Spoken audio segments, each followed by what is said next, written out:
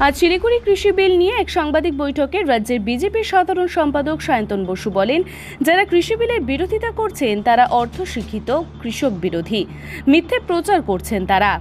তিনি বলেন, এই কৃষি বিল কৃষক এবং সাধারণ গ্রাহকদের জন্য লাভবান।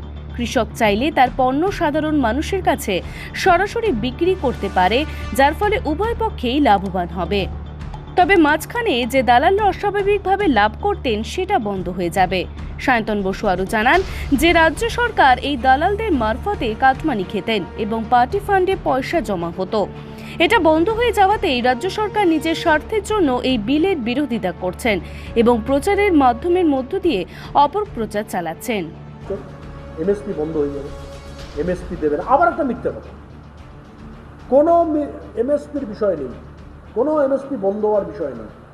ভারত সরকার এর ফলে এমএসপি বাড়িয়েছেন, মিনিমাম সাপোর্ট প্রাইস বাড়িয়েছেন। আবার একটা মিথ্যে কথা কি বলেছে, কন্ট্রাক্ট এগ্রিমেন্ট হবে, এগ্রিকালচার কন্ট্রাক্ট হবে, তার ফলে জমি বন্ধক রাখতে হবে। আবার একটা মিথ্যে কথা। কোনো জমির বিষয় নেই, কৃষক নিজে থেকে কন্ট্রাক্ট করতে পারবেন। যেমন উদাহরণ দিচ্ছি, এখন কৃষক কার সঙ্গে কন্ট্রাক্ট করে, কার সঙ্গে এগ্রিমেন্ট করেন? এই দালাল ফোড়েদের সঙ্গে করে। সব থেকে বড় কথা, দালাল ফোড়েরা কি করে? দালাল ফোড়েরা এই সিজনে পণ্য নেয়, পরের সিজনে দাম মেটায়। নতুন আইনে বলা আছে 3 দিনের মধ্যে দাম মেটাতে হবে। তাও 3 দিন কখন? যদি মাঝে ছুটির দিন পড়ে, নয়তো ক্যাশে জিনিস কিনতে হবে। এবং কৃষকের নিজের অধিকার থাকবে কন্ট্রাক্ট করার আর কন্ট্রাক্ট টার্মিনেট করার। দালালদের ছাড়াও সরাসরি সে কলকাতাতেও কারোর সঙ্গে কন্ট্যাক্ট করে নিতে পারে কৃষক, কোনো অসুবিধা নেই। আপনাদের সঙ্গেও করতে পারে। এই অধিকার কৃষককে এই আইনের ফলে দিয়েছে। তার জন্য যে যারা বলছেন সব শেষ হয়ে যাবে, সব জায়গায় আদানি ঢুকে যাবে, রিলায়েন্স ঢুকে যাবে, আম্বানি ঢুকে যাবে, মিথ্যা কথা বলছে। কৃষকের ওপর সে অধিকার দেওয়া হয়েছে। লাস্ট একটা পয়েন্ট বলবো, যেটা এখানে নেই। আমাদের বিরুদ্ধে অভিযোগ করার আগে নিজেরা কি করেছেন ভেবে নিন। বুদ্ধদেব ভট্টাচার্যের সরকার ছিল, কলকাতা শহরে মেট্রো, ক্যাশ অ্যান্ড ডেয়ারি, তাকে কৃষিজাত পণ্য বিপণনের বিক্রি করার অনুমতি পশ্চিমবঙ্গ সরকার দিয়েছিল। মমতা বন্দ্যোপাধ্যায়ের সরকার আছে, এই সরকার রিলায়েন্স ফ্রেশ, আমি জানি না শিলিগুড়িতেও আছে কিনা, রিলায়েন্স ফ্রেশ একই জিনিস, তারা কৃষকদের কাছ থেকে সরাসরি কিনে নিয়ে সেখানে বিক্রি করছে। সে অধিকার দিয়েছে, রাজ্য সরকার দিয়েছে। এই কাজটাই সারা দেশে করা হচ্ছে শুধু খোড়ে রাজ আর দালাল রাজকে নিয়ন্ত্রণ রাখার জন্য। এই কথাটা আমরা বলছি, কিন্তু তারা মিথ্যা প্রচার করছেন। যেমন এনআরসি এর ক্ষেত্রে মিথ্যা কথা বলেছে। এই 3টে পয়েন্ট 4টে পয়েন্ট আপনাদের কাছে রাখলাম, বাকি বিষয় এই স্টেটমেন্টে পাবেন। এই যে এসেনশিয়াল কমোডিটিস অ্যাক্ট থেকে বেশ কিছু পণ্যকে বাইরে আনা হয়েছে, কারণটা কি? কারণটা হচ্ছে আমাদের দেশে আলু বলুন, পেঁয়াজ বলুন, প্রত্যেক বছর প্রায় বিশাল পরিমাণ উৎপাদন হয়, এক্সেস প্রোডাকশন হয়। এবার মজুত করে রাখা যাবে না, বিক্রি করা যাবে না, বন্টন করা যাবে না। এবার সেগুলো কী হয়, ডিস্ট্রিবিউশনের আগেই সেগুলো নষ্ট হয়ে যায়।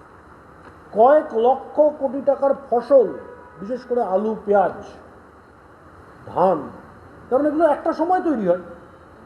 এ তো সারা বছর সবসময় একই প্রকার তৈরি হয়ে যায় না, কোনো কোনো সময় বাম্পার হয়ে যায়। আর সে সময় যেহেতু আপনি বিক্রি করতে পারবেন না, মজুত করে রাখতে পারবেন না, বিক্রি করে কোনো লাভ হচ্ছে না, মার্কেটে কেউ কিনছে না, জিনিসগুলো ফেলে দিতে হয়। যাতে এত লক্ষ কোটি টাকার ফসল প্রত্যেক বছর নষ্ট না হয়ে যায়, তার জন্য ভারত সরকার এসেনশিয়াল কমোডিটিস বিল পার্লামেন্টে প্লেস করেছেন, পাশ করিয়েছেন। তার জন্য 3টে যে আইন আনা হয়েছে বা পরিবর্তন করা হয়েছে, কেন্দ্র সরকার করেছেন কৃষককে স্বাধীনতা দেওয়ার জন্য। স্বাধীনতার 70-75 বছর পরে 47-এ স্বাধীনতা হয়েছে, এটা 73 বছর হয়ে গেল, 74 বছর আমরা যাব। বেসিক কথা, মার্কেট প্রাইস, ডিম্যান্ড অ্যান্ড সাপ্লাইয়ের উপরে মূল্যায়ন হয়।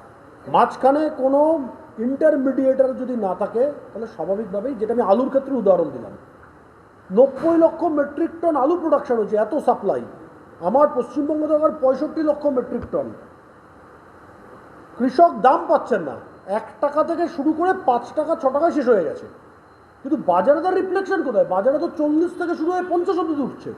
ইন্টারমিডিয়েটে যখন থাকবে না, তখন অটোমেটিক ডিম্যান্ড আর সাপ্লাইতে কৃষকের দামও বাড়বে, সে 10-15 টাকা পাবে, আর ওই 40-50 টাকাটা 25-30 এসে দাঁড়াবে, উভয় পক্ষ লাভবান। না না, এই মার্কেট প্রাইসটা যে আলু আজকে 30 টাকা কেজি বিক্রি হবে, এই যে সেন্ট্রাল গভর্নমেন্ট যে বিলটা এনেছে, এই বিলে এই প্রাইসটাকে ঠিক করবে। আরে দাদা, ইকোনমিক্সের বেসিক কথা, ডিমান্ড অ্যান্ড সাপ্লাইতে মার্কেট, ডিমান্ড অ্যান্ড, এটা অটোমেটিক আমি আপনি করবো না, এটা খড়েরা করছে এখন, সেটাকে বন্ধ করা দরকার।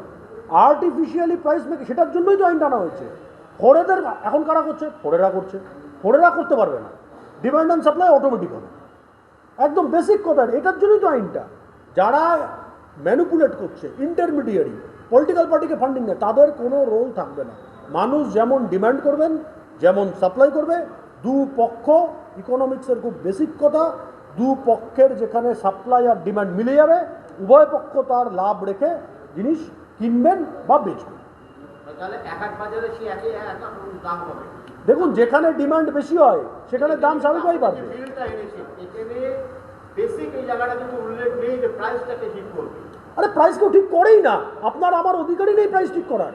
ইকোনমিক্স কি বলছে? প্রাইস আমি আপনি ঠিক করতে পারি না, এটা ডিমান্ড সাপ্লাইতে ঠিক হবে। যেখানে কৃষক যদি ক্ষতিগ্রস্ত হন, তখন সরকার তাকে এমএসপি বাড়িয়ে দেবে। এটা তো বেসিক কথা, সেটাই তো, সেই বেসিক্সের জন্যই তো বিল। কেন সরকার ঠিক করবে প্রাইস? কেন সরকার ঠিক করবে? সরকার পলিটিক্যাল ফান্ডিংয়ের জন্য প্রাইস ঠিক করবেন? যদি কৃষক ক্ষতিগ্রস্ত হয়, কৃষককে সরকার এমএসপি দিয়ে সাহায্য করবে, আর যেখানে এসেনশিয়াল কমোডিটির দাম যদি বেশি হয়, সরকার সেখানে সাবসিডি দেবে। এগ্রি মার্কেটিং ডিপার্টমেন্টের কোনো রোল থাকবে না। এগ্রি মার্কেটিং ডিপার্টমেন্ট এটাকে দেখবে যাতে ম্যানিপুলেট না করে, আবার ইন্টারমিডিয়ারি না ঢোকে। ফোরে রাজ যাতে পাচ্ছে, এগ্রি মার্কেটিং ডিপার্টমেন্ট কী করছে? তো ফোরে রাজের সঙ্গে মিলে গেছে, টার্গেট দেওয়া হচ্ছে এক একজন দালালকে। তৃণমূল কংগ্রেসের মন্ত্রীরা টার্গেট দিচ্ছে, আমাকে এত টাকা তুলে দেবে বাজার থেকে।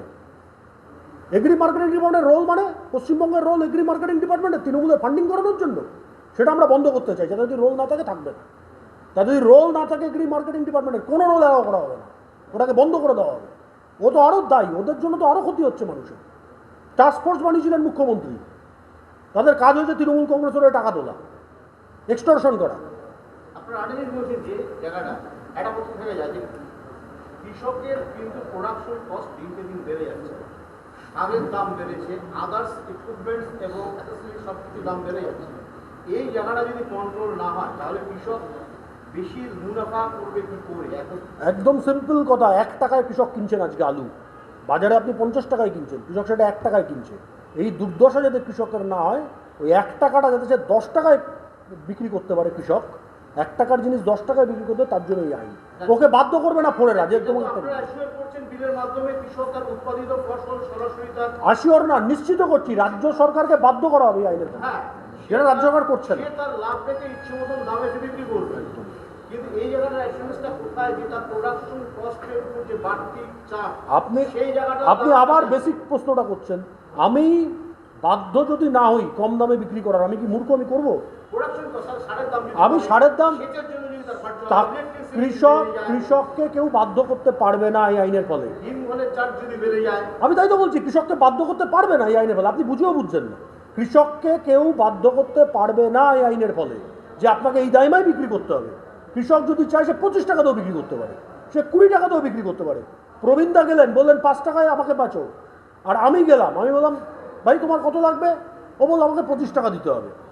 প্রবীণদা ওনাকে বাধ্য করতে পারবেন না কৃষককে যে 5 টাকায় বিক্রি করতে হবে, যেটা আজকের দিনে বাধ্য হচ্ছে। আপনার প্রথমে বুঝতে পেরেছি আমি আমফান এবং করোনাতে শাসক দল পর্যদুস্ত ছিল, কাটমানিতে পর্যদুস্ত ছিল।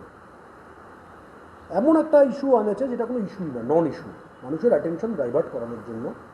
আমরা এটাকে ইস্যু বলে মনে করি না, কিন্তু তাও কেন প্রেস কনফারেন্স করছি? কারণ আমি দুঃখের সঙ্গে বলছি, প্রেস কিছু অসত্য তথ্য তাদের মাধ্যমে নিয়ে জনগণকে জানাচ্ছে। আমি দুঃখের সঙ্গে বলছি, কোনো একজন নেতা বলছেন এমএসপি বন্ধ করে দেবে, কাগজে লিখে দিচ্ছে এমএসপি বন্ধ করে দেবে। কোনো একজন নেতা বলছেন আম্বানি আদানি পুঁজিপতি কর্পোরেটের হাতে সব জমি চলে যাবে, ইলেকট্রনিক মিডিয়ায় দেখাতে শুরু করলো সম্ভবত কর্পোরেটের হাতে জমি চলে যাবে, যেগুলোর কোনো বাস্তব ভিত্তি নেই। এই বাস্তব ভিত্তি থেকে দূরে সরে যাচ্ছেন বলেই, বা দূরে কথাগুলো বলা হচ্ছে বলে আজকে আমরা করলাম। কারণ জনগণের কাছে পিকচার খুব ক্লিয়ার, এবং আমরা আরও ক্লিয়ার করতে চাই যাতে জনগণ বিভ্রান্ত না হন, কৃষক সম্প্রদায় বিভ্রান্ত না হন। বলছিলাম যে আলুর দাম এখন দেখুন, আমি যদি পাটিগণিতের হিসাব দিই, একটা কৃষক 5 টাকায় আলু বিক্রি করলো, ধরুন শিলিগুড়ি থেকে আলু বিক্রি করে বা আলু নিয়ে সে কলকাতায় গেল, 10 টাকা দাম হলো, 15 টাকা দাম হলো, সে কৃষক পেয়েছে মাত্র 5 টাকা, মাঝের খরচ 10 টাকা, 15 টাকা, 20 টাকায় তো বাজারে পাবে। সেই দামটা 50 টাকা হয়ে গেল কি করে? তার কারণ হচ্ছে মাঝের মধ্যস্বত্বভোগী পেট্রোল, ডিজেল, যাতায়াত খরচ নিয়ে ওরা হিউজ পরিমাণ প্রফিট রাখছে, আর সেটা তৃণমূল কংগ্রেসের লোকজন বকরা নিচ্ছে। মুখ্যমন্ত্রী মুখে বলছেন 25 টাকা আলুর দাম হবে, কলকাতায় 45 টাকায় বিক্রি হচ্ছে। আমি জানি না শিলিগুড়িতে কত, 40 বললেন না, শিলিগুড়িতেও 45। কেন? কারণ কি? মুখ্যমন্ত্রী ভালো করে জানেন নির্বাচন আসছে, ওই 20 টাকার অতিরিক্ত টাকাটা তৃণমূলের পার্টি ফান্ডে ঢুকবে। সফল বাংলার তরফ থেকে 25 টাকায় আলু বিক্রি করা হচ্ছে। কটায় আপনি জায়গায় বিক্রি হয়েছে? আপনি খেয়েছেন? কজন খেয়েছেন আপনার মতো? আপনার মতো ভাগ্যবান কজন আছে?